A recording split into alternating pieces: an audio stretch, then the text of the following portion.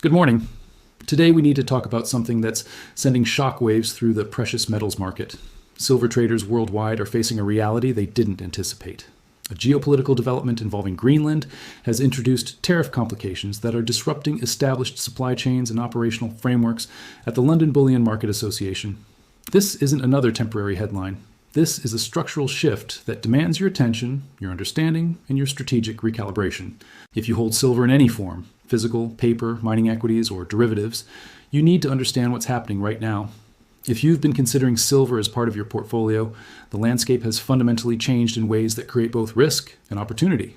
The precious metals markets have always been sensitive to geopolitical tension, but what we're witnessing now is different. This involves trade routes, refining operations, supply chain integrity, and the very infrastructure that determines how silver moves from mine to market. Let me be direct with you. The coming weeks and months will separate disciplined investors from emotional reactors. They will distinguish those who understand market structure from those who simply follow price charts. Today, I'm going to walk you through exactly what's happening, why it matters, and how you should be thinking about your position in this market. We'll examine the mechanics, the psychology, the historical parallels, and most importantly, the strategic framework you need right now. This is not about fear. This is about clarity. Let's begin. Before we can understand the disruption, we need to understand what the LBMA actually represents in the silver market. The London Bullion Market Association is not simply another exchange. It is the foundational infrastructure for global precious metals trading. It sets the standards for refining, establishes the protocols for delivery, and maintains the network of vaults and clearing systems that allow institutional silver trading to function. When we talk about LBMA-approved silver, we're talking about bars that meet specific weight, purity, and marking standards. These standards aren't arbitrary. They represent decades of refinement in creating fungible, tradable units that institutions worldwide will accept without question.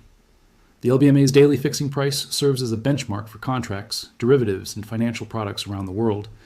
Trillions of dollars in financial exposure are ultimately referenced back to LBMA operations and pricing mechanisms. This matters because what affects LBMA operations doesn't just affect London. It affects every market that references London standards, every vault that holds LBMA bars, every derivative contract that settles against LBMA benchmarks. Greenland has emerged as a geopolitically significant territory due to its natural resources and strategic location. Recent policy developments have introduced tariff structures that directly impact mining operations and mineral exports.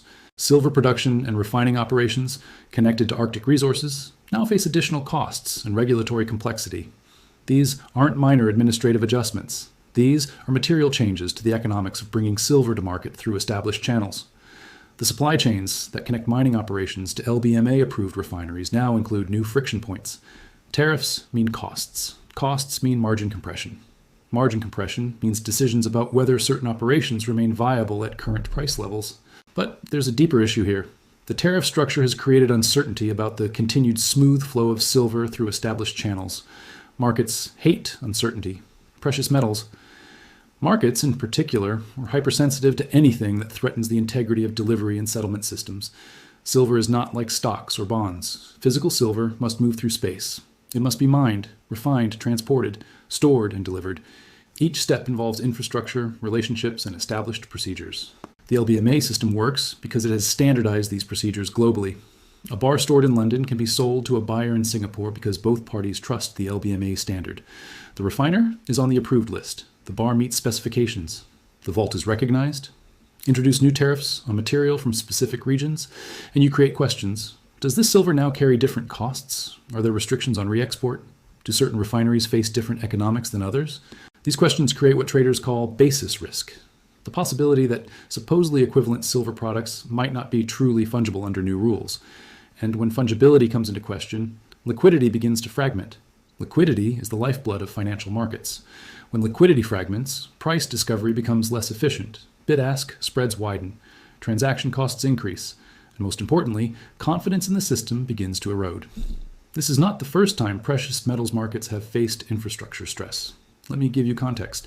In 1968, the London gold pool collapsed. For years, central banks had collaborated to suppress gold prices. When the system broke, it created chaos in gold markets and forced a fundamental restructuring of how gold traded globally. In 1980, the Hunt brothers' attempt to corner the silver market created such stress in delivery systems that emergency rule changes were required. The market infrastructure itself became the battleground. In 2011, when silver briefly touched $50, Physical shortages appeared even as paper silver traded freely. The disconnect between physical and paper markets revealed structural weaknesses that many hadn't appreciated. More recently, during the 2020 pandemic, precious metals markets experienced delivery disruptions that sent futures contracts into backwardation, a technical signal that physical metal was more valuable than future delivery promises. Each of these episodes taught the same lesson. When the infrastructure that supports a market comes under stress, price movements become unpredictable and potentially violent. The usual relationships between supply, demand, and price break down. What we're facing now with the Greenland Tariff situation is another infrastructure stress test. The question isn't whether it will cause volatility. The question is how severe that volatility will be and how long the structural adjustment will take. Silver has always been a cyclical asset, but it's more volatile than gold. The industrial demand component means silver is partially tied to economic cycles. The monetary demand component means it's also a fear trade and an inflation hedge. Right now, we're entering this disruption at a particular point in the precious metals cycle. Silver has experienced significant appreciation over the past several years. This has brought in momentum traders, retail enthusiasm, and leveraged positions. When markets are heavily long, when many participants have positioned for higher prices, any disruption to the bullish narrative can trigger outsized moves to the downside. Not because fundamentals have necessarily weakened, but because positioning needs to unwind. The tariff news has introduced doubt into a market that was priced for smooth sailing. Traders who borrowed money to buy silver are now facing margin calls. Funds that must report quarterly performance are questioning whether to hold through uncertainty. Retail buyers who expected quick gains are seeing red in their accounts. This is how market cycles turn, not necessarily because of fundamental deterioration, but because sentiment shifts and leverage gets flushed out of the system. Let's talk about what's happening psychologically to market participants right now. The initial reaction to the tariff news was confusion. Information was incomplete. Traders didn't immediately understand the implications. There was a pause, a moment of collective uncertainty. Then came the first wave of selling. Not panic selling, but precautionary selling. Professional traders reducing position size until they could better assess the situation. This created downward price pressure. Next came the cascade. As prices fell, stop-loss orders triggered. Margin calls forced liquidation. What started as orderly risk reduction became mechanical selling. Price momentum attracted short sellers who saw opportunity in the breakdown. Now we're in a phase where fear is mixing with opportunism. Long-term holders are trying to decide whether this is a temporary disruption or a fundamental game changer. Value investors are starting to look at price levels and wonder if this is a buying opportunity. Short-term traders are just trying to survive the volatility. This psychological progression is entirely predictable. It happens in every market disruption. Understanding it doesn't make it less real, but it does give you framework for evaluating your own reactions. Are you making decisions based on analysis or emotion? Are you responding to price action or to changing fundamentals? Are you acting out of fear of missing out or fear of losing more? These questions matter more than any price chart right now. We cannot discuss precious metals in isolation from the broader macroeconomic environment. Silver doesn't exist in a vacuum. Interest rates remain a critical factor. When real interest rates, nominal rates minus inflation, are positive, precious metals face headwinds. They produce no yield, so opportunity cost matters. When real rates are negative, precious metals become more attractive on a relative basis. Currency dynamics matter enormously. Silver is priced in US dollars globally. When the dollar strengthens, it takes fewer dollars to buy the same silver, putting downward pressure on prices. When the dollar weakens, the opposite occurs. Industrial demand provides a floor under silver prices. Electronics, solar panels, medical applications, and automotive uses create baseline consumption. This demand is less price sensitive than investment demand, but it's not immune to economic slowdowns. Central bank policy affects precious metals through multiple channels. Quantitative easing increases money supply, potentially devaluing currency and driving investors toward hard assets. Quantitative tightening does the opposite. Geopolitical tension typically supports precious metals prices. Uncertainty drives safe haven demand. But here's what makes the current situation complex. The geopolitical development itself is creating operational uncertainty within the market structure. It's both a driver of safe haven demand and a source of market disruption. There's a critical distinction that many investors don't fully appreciate: the difference between physical silver and paper silver. Physical silver means actual metal. Bars, coins, stored in a vault or in your possession. Paper silver means financial claims on silver. Futures contracts, ETFs, unallocated accounts, mining shares, derivatives. The vast majority of silver traded daily is paper silver. For every ounce of physical silver, there are multiple claims of financial exposure. This system works smoothly when everyone trusts that paper claims can be converted to physical metal if needed. But when infrastructure comes under stress, this assumption gets tested. What happens if tariffs make it more expensive or complicated to deliver physical silver against futures contracts? What happens if refineries face new costs that aren't reflected in paper prices? We could see the physical and paper markets begin to diverge. Physical premiums could rise while paper prices remain suppressed, or paper prices could spike on short covering while physical markets remain relatively calm. This bifurcation creates opportunity for sophisticated players and confusion for everyone else. It also creates risk that settlements become complicated or contested. Let's examine the refining sector specifically, because this is where the tariff impact is most direct. Silver refining is a low-margin business. Refineries process material from mines and recyclers, bringing it to LBMA standards. Their profit comes from the small spread between what they pay for unrefined material and what they receive for refined product. Introduce a meaningful tariff on material from certain sources, and suddenly that spread compresses or disappears entirely. Some refining operations may become uneconomical. This could mean several things. Some refineries might shut down temporarily.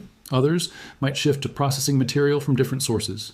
Some might attempt to pass costs through to customers. The result? Reduced refining capacity means longer processing times. Longer processing times mean delayed supply. Delayed supply means potential tightness in physical markets, even if mining production remains steady. Silver market participants need to understand that supply isn't just about mining production. It's about the entire chain from ore to deliverable bar. Break any link in that chain, and you affect available supply. The LBMA itself will need to adapt. This is an institution that has existed for over a century, surviving wars, financial crises, and numerous market disruptions.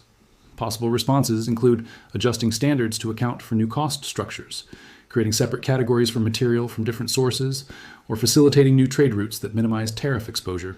Market participants will also adapt. New arbitrage opportunities will emerge. Different refineries will gain competitive advantages. Supply chains will reroute. This adaptation process takes time. During that time, uncertainty persists. Prices may not accurately reflect fundamentals because the fundamentals themselves are in flux. As a market participant, you need to understand that we're in a transition period. The market structure that existed before is changing. The new equilibrium hasn't been established yet. Your strategy needs to account for this transitional uncertainty. If you currently hold silver, your first task is honest assessment. Not emotional reaction, but clear-eyed evaluation. What form is your silver in? Physical bars and coins face different dynamics than ETF shares or mining stocks. Physical holdings don't face counterparty risk, but they also can't be liquidated instantly at precise prices. What was your original investment thesis? Did you buy silver as inflation protection, as a speculation on rising prices, as geopolitical insurance, as portfolio diversification? Your thesis should guide your response to current developments. What percentage of your portfolio is in silver? If silver is a small allocation within a diversified portfolio, volatility is manageable. If you're heavily concentrated in silver, you face different risk dynamics. What is your time horizon?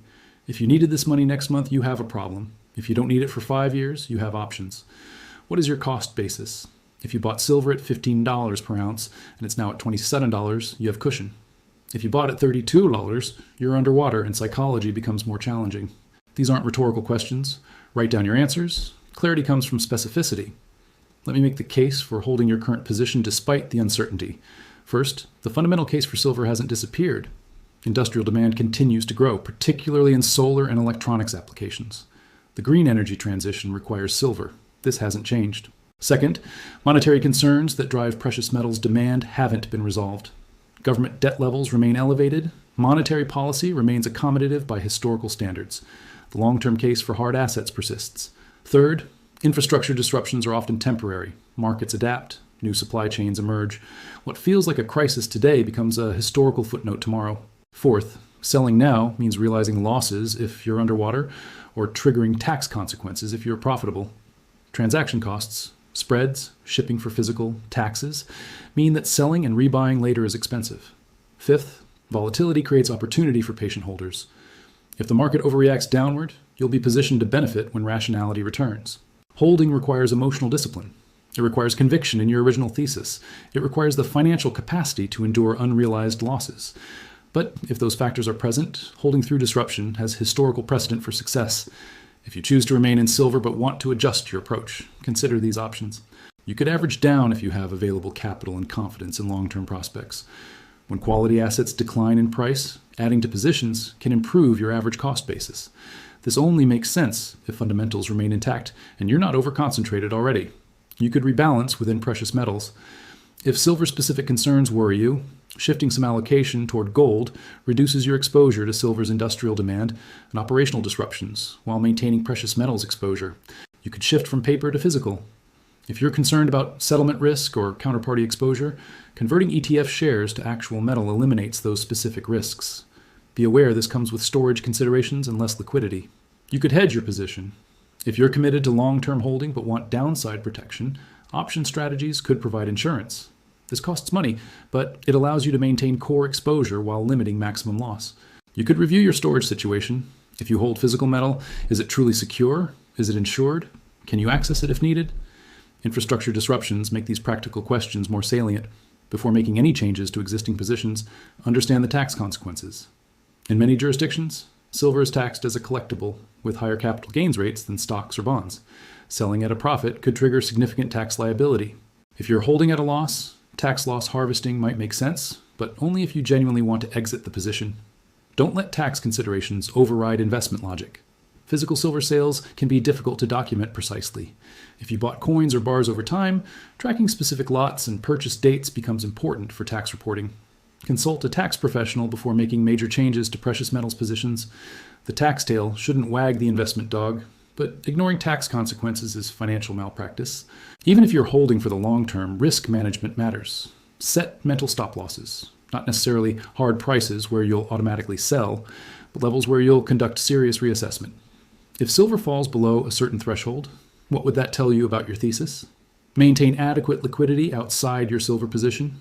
Never be forced to sell silver at a bad time because you need cash for life expenses. Emergency funds matter. Don't add leverage to losing positions.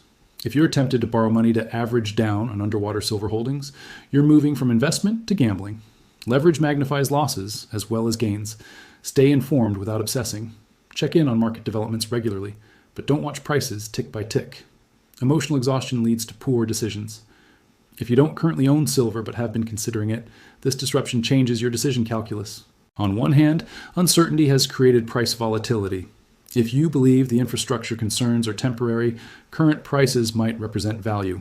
Markets often overreact to negative news, especially when it's complex and difficult to immediately assess. On the other hand, catching a falling knife is dangerous. Markets can stay irrational longer than you can stay solvent. Just because silver has fallen doesn't mean it won't fall further. The question isn't whether silver is cheap in absolute terms. The question is whether current prices reflect genuine value given both the challenges and the opportunities ahead. Consider this. Every major investment opportunity in history involved buying during uncertainty. The best returns come to those willing to act when others are paralyzed by fear. But this doesn't mean every uncertain situation is an opportunity. You need to distinguish between temporary disruption and fundamental deterioration. Temporary disruptions create opportunity. Fundamental deterioration creates value traps. Let me present the bull case for new investors entering silver now. First, industrial demand trends remain intact. The tariff situation doesn't reduce global need for silver in electronics, solar, medical, and automotive applications. Demand growth continues. Second, mining supply is constrained. Major new silver deposits are rare. Most silver comes as a byproduct of other mining operations. Bringing new supply online takes years. These supply-side limitations haven't changed.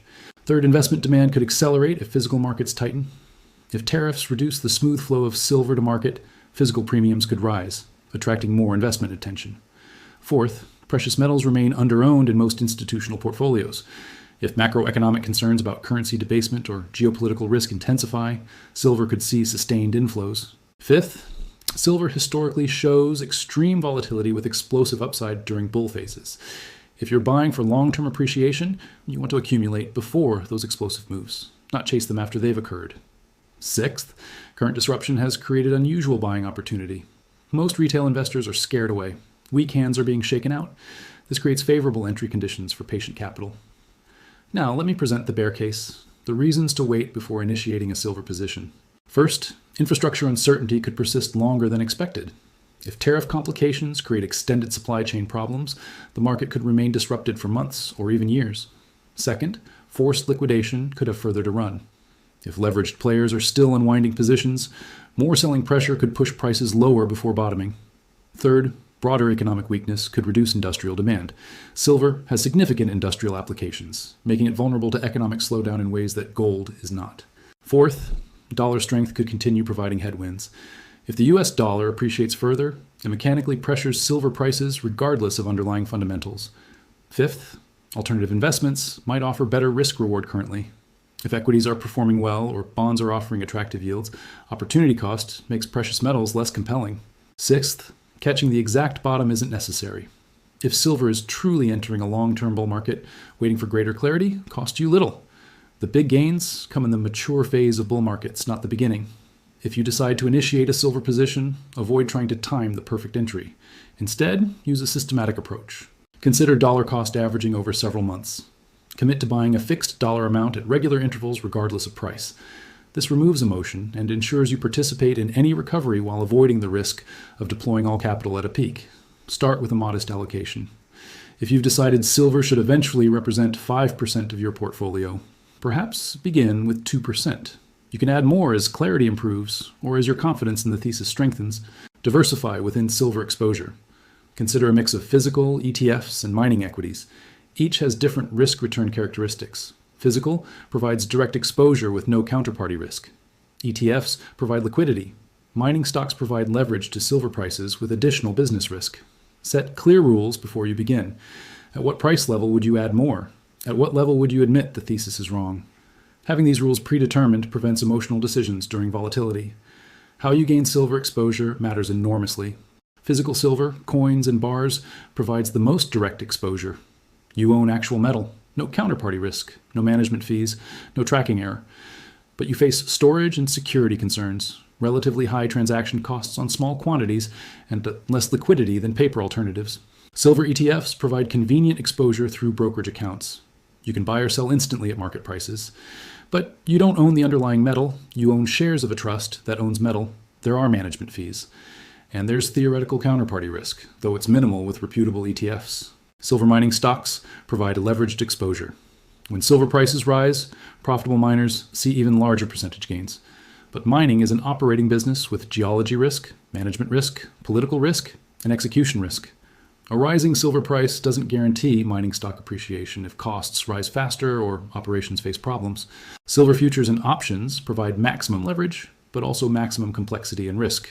These are instruments for sophisticated traders, not buy and hold investors.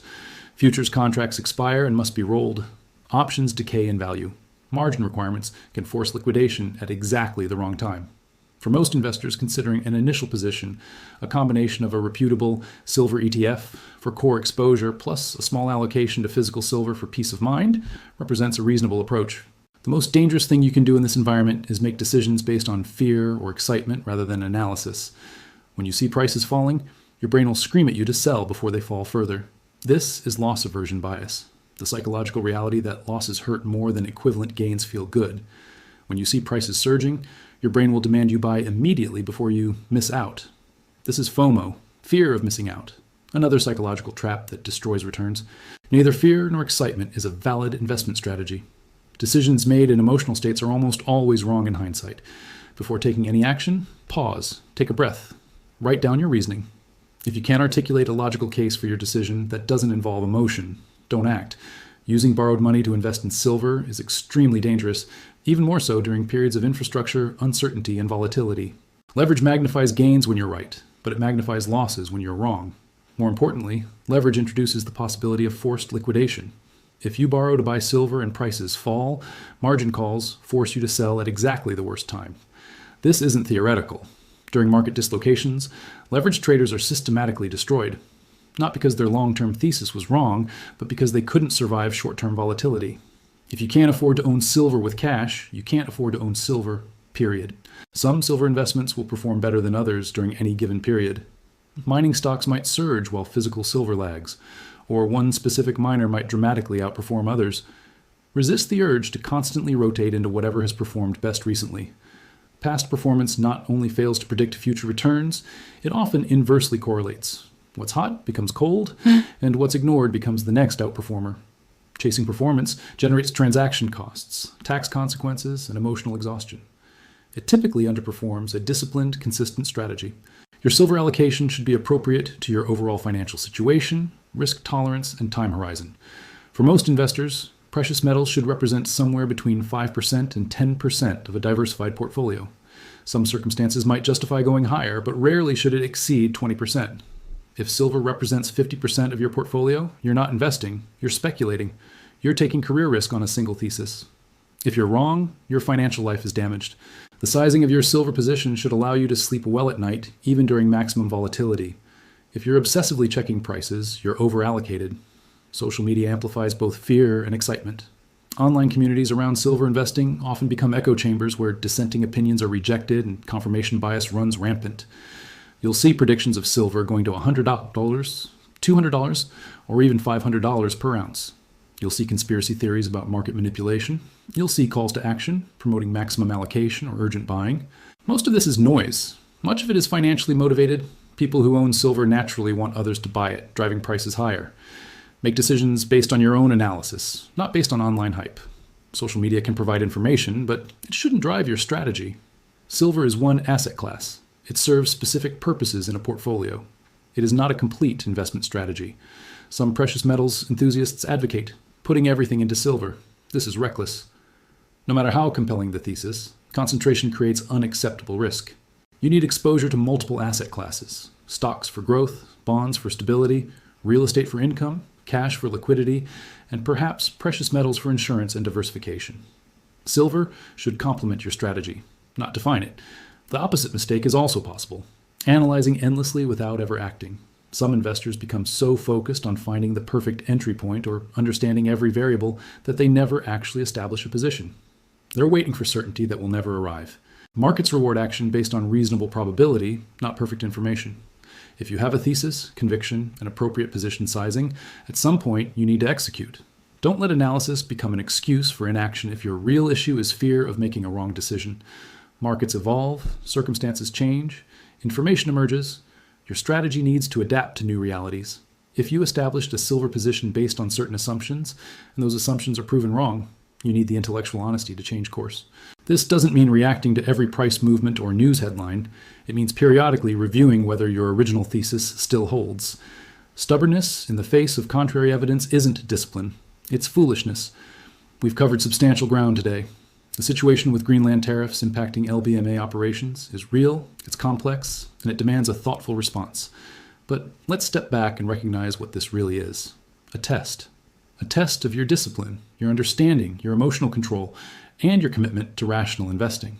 Markets create these tests regularly. Sometimes it's a geopolitical development like this one. Sometimes it's a financial crisis. Sometimes it's a spectacular bubble. Each time the same patterns emerge. Fear drives some to make panicked decisions. Greed drives others to take excessive risk. And disciplined investors maintain their composure and think strategically. The traders who are stunned by this development are those who weren't prepared for disruption. They believed the market would smoothly trend in their favor indefinitely. They didn't consider the possibility that infrastructure could come under stress. You don't need to be stunned. You can be prepared. Preparation doesn't mean predicting specific events. You couldn't have known about Greenland tariffs specifically, but you could have known that precious metals markets face multiple types of risk: price risk, liquidity risk, counterparty risk, operational risk, and geopolitical risk. Preparation means position sizing that allows you to survive worst-case scenarios. It means maintaining liquidity outside your investments.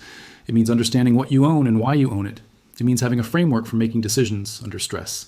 The current environment is uncertain. That uncertainty will persist for some time while markets adapt to new realities. During this period, prices will be volatile. Information will be incomplete. Emotions will run high. This is where your edge comes from, not from having better information than professional traders, not from predicting short-term price movements. Your edge comes from having the discipline to think clearly when others are reactive. If you own silver, you now have a framework for evaluating whether to hold, adjust, or exit your position. You understand the factors at play. You can make a reasoned decision aligned with your circumstances. If you're considering silver, you understand both the case for acting and the case for waiting. You can evaluate whether current conditions represent opportunity or risk for your specific situation. Either way, you're equipped to avoid the critical mistakes that destroy returns: emotional decisions, excessive leverage, position sizes that create stress, and strategies that ignore your actual financial situation. The precious metals markets will survive this disruption. They've survived worse. New equilibriums will emerge, supply chains will adapt, price discovery will improve, life will go on. Your job isn't to fix the market or even to perfectly navigate it. Your job is to make rational decisions that serve your long-term financial interests. That means sometimes acting when others are paralyzed. It means sometimes waiting when others are rushing in. It means always sizing positions appropriately. It means never risking money you can't afford to lose. It means making decisions based on analysis, not emotion. The silver market will be here tomorrow, next month, and next year. Opportunities don't disappear if you miss one particular entry point, but your capital can disappear if you make reckless decisions during volatility. I want you to think about something as we close. The best investors aren't those who make perfect decisions. They're those who avoid catastrophic mistakes. They're those who stay in the game long enough for good decisions to compound. Surviving is the first step toward thriving. Don't let short-term volatility or infrastructure uncertainty push you into actions that compromise your long-term financial stability. The Greenland Tariff situation is significant, but it's one development in one market during one period. Keep perspective. Maintain discipline. Think strategically. Act rationally. Whether you hold, buy, sell, or wait, make that decision from a place of clarity, not reaction. Make it serve your long-term interests, not your short-term emotions. You have the information you need. You have the framework. You have the warnings about mistakes to avoid. Now you need the courage to execute your strategy, even when it feels uncomfortable. The markets don't reward comfort. They reward discipline. This disruption will pass. New challenges will emerge. The cycle continues. Your ability to maintain composure, think clearly, and act rationally, that's what determines your success over time. Thank you for your time and attention today. I hope this analysis serves you well as you navigate the current environment. Stay disciplined, stay rational, and remember that successful investing is a marathon, not a sprint. Good luck out there.